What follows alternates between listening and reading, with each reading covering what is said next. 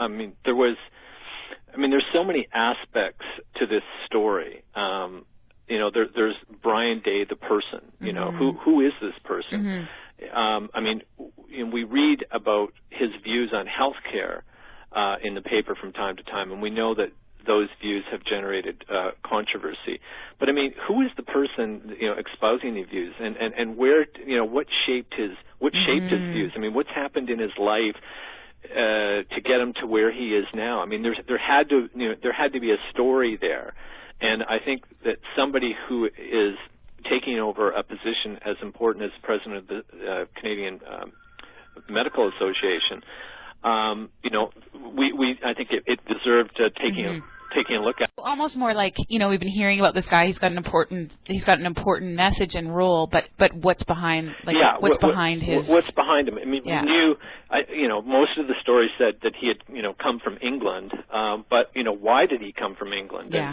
And what happened in England, before he came here? What was his story? And I just think, and as it turns out, we discovered in talking to him that there were some things that happened in England that had, a real big impact and shaped his life in a very profound way. And not just professionally, but personally, what happened in England in his life and growing up and some exactly. of the experiences. He grew up, in the proverbial wrong side of the tracks. Yeah. He grew up in a real working class, tough neighborhood, and he was not a big kid, and he had to learn to defend himself, and he did. And I think, he's, that toughness, he still has that toughness in him, and he needs that toughness to survive. He's needed it to survive a lot of the criticism that has been, leveled his way. Because, you couldn't do what Brian Day has done and be a shrinking violet in any way. He has not shriveled up in the least from the criticism that's been leveled at him. In fact, he seems to relish it. It almost, from the story, it almost feels like it's beyond just the thick skin. It's almost like he just doesn't hear it, or he doesn't let it penetrate into him, and that may be because some of the tragedies that he survived. Yeah, exactly. That's a really good point. There is this kind of Zen-like quality about him that his wife talks about. She's kind of amazed at how he handles it. That most people in his position would have wilted long ago, and yet it doesn't even face it. It's almost like he doesn't hear it. Yeah, I was just going to say that. It's like it doesn't penetrate. It doesn't even go in there. He just lets it go and seems to maintain this focus. Yeah, I think focus is a really key word when you're talking about Brian Day. He is an incredibly focused person, and it's in some respects it's not a huge surprise. A person who is as successful as he is as a surgeon. He is like one of the top orthopedic surgeons in the world. You have to be a pretty focused person to get to that level. So it's no surprise that he's kind of taken it over into the political realm too. Yeah, that's true. It's just a larger, a macro sort of, sphere of what he's doing in the surgery, which is keeping his eye on the ball. And in this case, it seems like he's just, the ball is really the whole system and how to fix it, how to make it more efficient, how to get results. In terms of when you were talking to him and the fact that, there'd been a lot of facts and figures out there about Brian Day and what he wanted to do, but not a lot of the person, what was it like getting him to open up? I found it was pretty easy. For the most part, he was, happy to talk about a whole range of, things that had happened in his life, certainly growing up with the Beatles and all that stuff, and going to school with, Paul McCartney and George Harrison. And now, the one thing he didn't talk about in the original interview was the death, the murder of his father. Okay. And he didn't also talk about the death of his mother, two events that really had, profound and radically shaped his life. I had kind of found out about those two things independently, so I went back afterwards and said, this is what I understand happened. Is this true? And so I went and visited him for a second time, and he opened up and talked a lot. Probably, I think, for the very first time he's ever talked about this stuff publicly. Gosh, I didn't realize that. So that didn't come up the first time. No, he didn't mention it, and somebody else had tipped me off to it after the interview, and so I phoned him up, and I went and, as I say, visited him a second time, and he talked about it. And, you know, he was happy to talk about it. I mean, I guess it wasn't hard? No, the second time around, once I mentioned it and once I kind of knew, he figured, well, you know, you know the information. Here's the story. This is exactly what happened. So, but I don't think it's something that he enjoys talking about. But so he wouldn't have offered it up to you. But no. Since you had the information, he was very straight up. Yeah, exactly. What was the rapport like? Like, can you picture sort of him being your doctor or your surgeon, or does he have a kind of a nice bedside manner? Or yeah, I mean, he's a super friendly guy, and I mean, he's the kind of guy you could easily see operating on you for sure. I mean, you'd be happy to have someone of that talent work on you, but at the same time, you could see yourself whacking the tennis ball around with them or having a beer. I mean, he's just so easy going and so easy. He's got no, none of that attitude that some people in those positions sometimes have. There doesn't seem to be a lot of ego. He doesn't carry a lot of ego around with him. But I think it's there somewhere, but he conceals it quite well. Which is amazing, given his reputation as a surgeon. But I've also heard, just when I've written about him as well, people say that he's that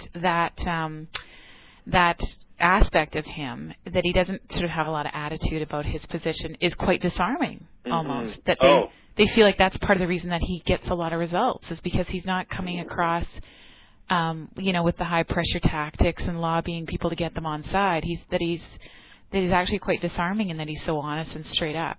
Yeah. Well, what I found interesting was, I don't think I talked to one of his critics, and they are legion, but I talked to many critics of Brian Day, and almost to a person, they always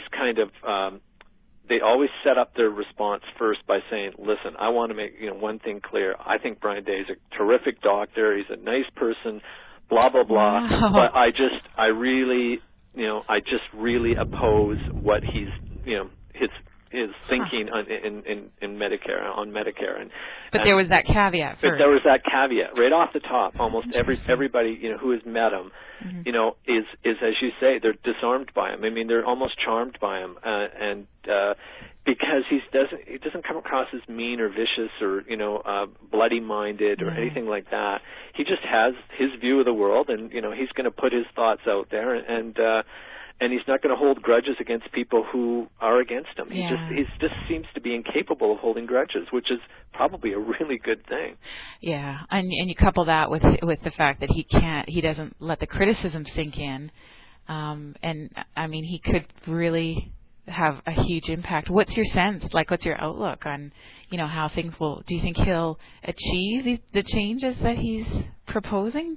I don't think.